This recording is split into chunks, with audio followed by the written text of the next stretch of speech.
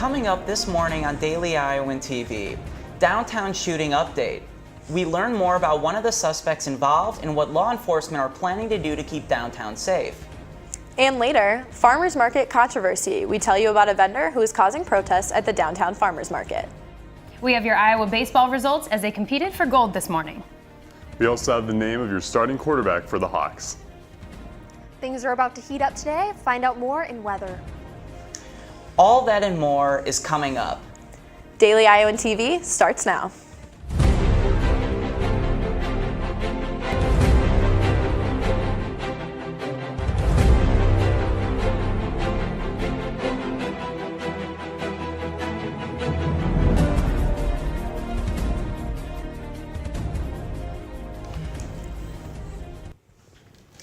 Good morning and thanks for tuning in to this live Tuesday edition of Daily Iowan TV. I'm Ethan Gutstein. And I'm Alexis Tansey.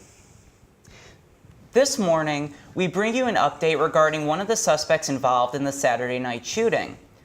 Lamar Wilson, one of the two men accused of shooting 3 people in downtown Iowa City, was charged with being connected to the murder of an Illinois man just 4 years ago. Wilson was held in the Cook County Jail from June of 2013 until February of this year. He was released after a jury acquitted him of the murder. This past June, Wilson was charged with a speeding ticket in Marion County. Wilson is currently being held in the Johnson County Jail with a bail set at $750,000 cash. With the recent events taking place this weekend, students heading out to bars and other areas in downtown Iowa City can expect an increased police presence to help prevent further violence.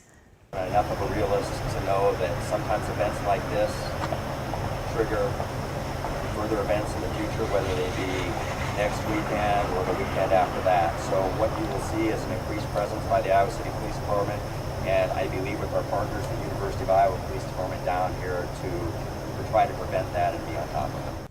While officials concluded that this weekend's incident was not random, students are advised to be aware of their surroundings and report any suspicious activity to police. 2 weeks ago, several Iowa City residents called for the removal of an alleged white nationalist from the Iowa City Farmers Market. While the city has refused to do so, protests continue on. Daily Iowan TV reporter Christopher Cervantes has more.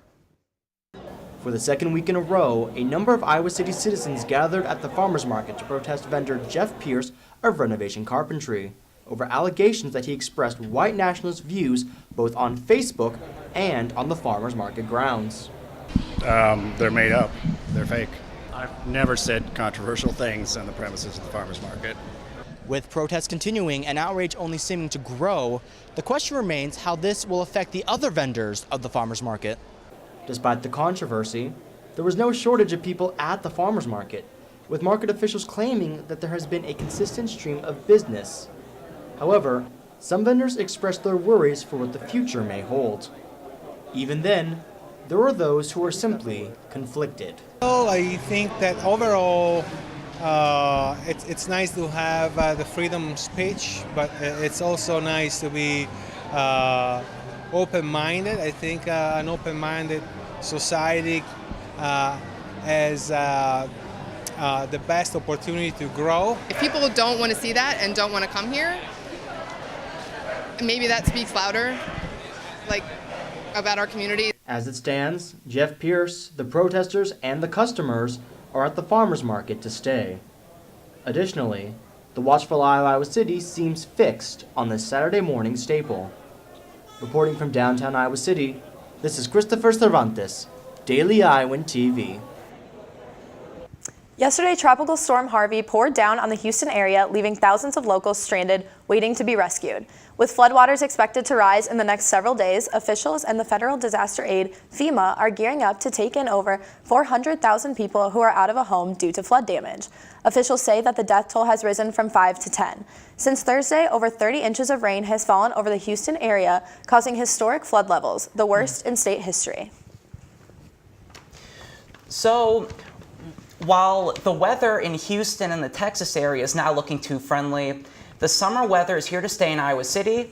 Let's toss it to Kaylin Cluck in the weather studio. Kaylin? Thanks, Ethan. The school year may be well underway, but the summer temperatures aren't going anywhere. It's about 62 degrees right now and cloudy, but things will heat up this afternoon with a high of 78. Clouds will stick around into tonight with temps around 67 degrees. Then tomorrow is looking like another partly cloudy day with a high of 82. Looking at our 5-day forecast now, Thursday will be another mix of clouds and sunshine with a small chance of rain and a high of 79. For Friday, the high is once again 79 with partly cloudy skies. Then on Saturday, we're looking at a sunny day with a high of 84. And the sunshine and heat will continue to Sunday with a high of 86. So it looks like football fans will need their shades and their sunscreen at Kinnick Stadium this weekend. Alexis, back to you. Students looking to get involved around campus are invited to check out the Student Organization Fair. The event is being held tomorrow evening at Hubbard Park, but this fair is put on to raise awareness to first-year and returning students about the importance of being involved here at Iowa. Fairgoers can expect up to 300 student organizations with topics ranging from academics to politics and even sports clubs. And if you don't see the topic you're looking for, you can even start your own student organization. The event kicks off tomorrow at 5 and runs until 7:30. Anyone looking to learn more about the recreation services here on campus at Iowa are invited to the 3rd annual Rec Fest tonight. Rec Fest is held at the Campus Recreation and Wellness Center and is free and open to the public. The event features an information fair, a try at the rock climbing wall, and even the chance to go for a swim. Rec Services will also be holding free fitness classes, including a boot camp and powerlifting. You can find a complete schedule on their website at recserve.uiowa.edu. The fun begins today at 4 p.m. and runs until 7 p.m. Well, Iowa City, it's game week, and it's safe to say that students are ready to head back into Kinnick Stadium. Yesterday, the University of Iowa Athletic Department announced that all student season tickets are sold out. This year, UI Athletics are bringing back and rolling out some new activities for fans and students, including food vendors, a live DJ, giveaways, and more just outside Kinnick Stadium. You can even meet some of your favorite student athletes and coaches, and of course, that week's kid captain. Well, I've heard students buzzing about how football season is finally here. Let's toss it over to Taylor and Will in the sports studio to find out more about the start of the game. That's right, Alexis. It's finally game week, and we cannot be more excited about it. Me as well, Taylor, and I'm especially excited that we finally have a starting quarterback. But more on that later, because we have your final score from Iowa's final game in Taiwan from this morning. Yeah, that's right, Will. Japan has taken down USA this morning, leaving the USA to bring home silver medals to Iowa City. Although this is a disappointing loss for the guys on the team, they are definitely coming home to some proud fans here in Iowa. That's right, Taylor. They also had some pretty incredible games in Taiwan. They ended the World's University Games with a record of 5-2.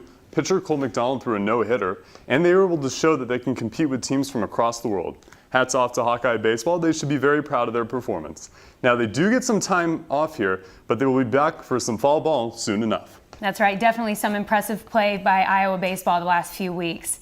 And while Iowa football fans finally got their answer on who will be the Hawkeye starting quarterback this week, let's toss it over to Mary Kate Harrion and Courtney Bauman for more. Thanks, guys. I'm here with our pregame editor, Courtney Bauman. So thanks for being here, Court. But wow. All of this waiting, and finally we get the announcement early yesterday morning that Nate Stanley, the true sophomore, has beat out the redshirt junior Tyler Wiegers and will be Iowa's starting quarterback. So first, Court, let me ask you, did you see this coming or were you shocked?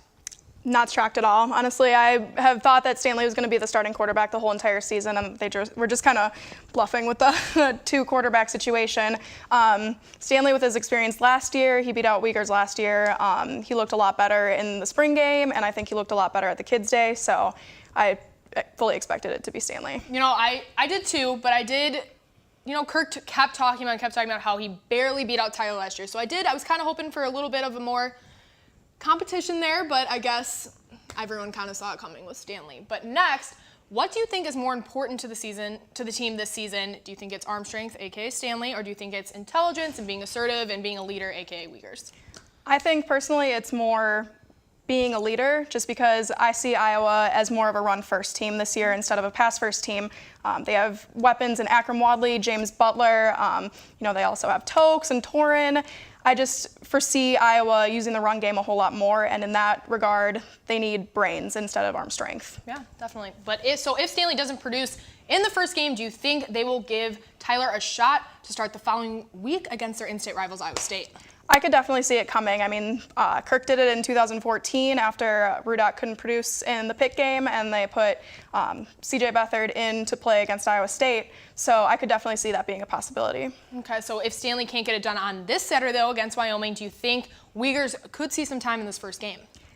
I don't really see him coming in during the first game. I think that Kirk is going to let it play out, see where it goes from there, and then make the decision at the end of the game rather than the middle of the game. Yeah, and I think it was smart, too, because Stanley does have another 3 years, and, you know, Tyler only got 2, so you are looking for the future there to grow. But we will see what happens as Stanley and the Hawkeyes take on Wyoming this Saturday at 11 a.m. in their season opener here at Kinnick Stadium. But tune in every Friday for our pregame show. Me and Courtney will break down what to expect for each game. See you guys then. Mary Kate will have more from the press conference later today, so stay with the Daily Iowan for more updates and keep up with final scores and updates for Hawkeye football at DI Pregame or at Daily Iowan Sports Desk. One future Hawkeye is performing ahead of the curve. Iowa recruit Adeline Kenlin of Iowa City was named to the USA National Gymnastics team last week with hopes of making an Olympic run. But of course, success doesn't come without sacrifice. Daily Iowan TV's Bo Bowman reports. Elegance, grace, finesse. All words used to describe Team USA's newest member and future Iowa Hawkeye, Adeline Kenlin. Kenlin made Team USA in the spring and recently renewed her membership with a fourth-place finish at the 2017 P&G Gymnastics Championships, with her eyes set on the 2020 Olympics in Tokyo. It's pretty amazing. It's one of those things that you kind of always strive for and you always hope for, but you never know if it's actually going to happen. Kenlin practices 7 hours per day, and while some of that time is spent helping the younger gymnasts, she did take some time out of her day to help me learn how to do the balance beam. Okay. Like this. Yeah, good. Do you want to try a jump? Yeah. Just Yep. like that. Yeah. Okay. You can try a tuck jump, bringing like your chest a little bit. Oh, wow. That's better than Sierra's. This year, Kenlin would have been a sophomore at West Branch High School, but because of her strict practice schedule, the gym decided to try something new. They do their training in the morning, and then we have school time for them in the middle of the day. So they train from 8 to 11, then from 11 to 2 they have school time, and they're able to do their online schooling here in the gym, and then train again from 2 to 4. Not your typical high school experience, but Kenlin says she's enjoying it so far. It's pretty good. It's a lot different than what I've been doing. So right now I'm in an office with one other person instead of in a lot of classrooms with like 25 other people. And while it may be a grueling process, she still finds time to be a teenage girl with no regrets. It's a lot of commitment and dedication for a maybe, but it's better than always going back and wondering what if. In Coralville, Bo Bowman, Daily Iowan TV Sports. Kenlin will graduate in 2020, just a few months before the Tokyo Olympics, which could cut into her first couple weeks of classes on campus. That's right. And that's all we have for you today in sports. Tune in tomorrow for an update from Iowa football's first press conference of the season.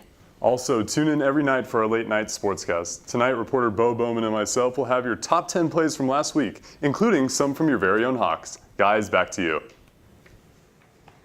And that's all we have for this Tuesday's edition of Daily Iowan TV. Stay up to date with all Iowa City news by checking us out on dailyiowan.com and by picking up today's copy of the Daily Iowan. I'm Alexis Tansey. And I'm Ethan Gutstein. For all of us here at Daily Iowan TV, thank you for watching and have a fantastic day. So yeah, just record that for like a minute.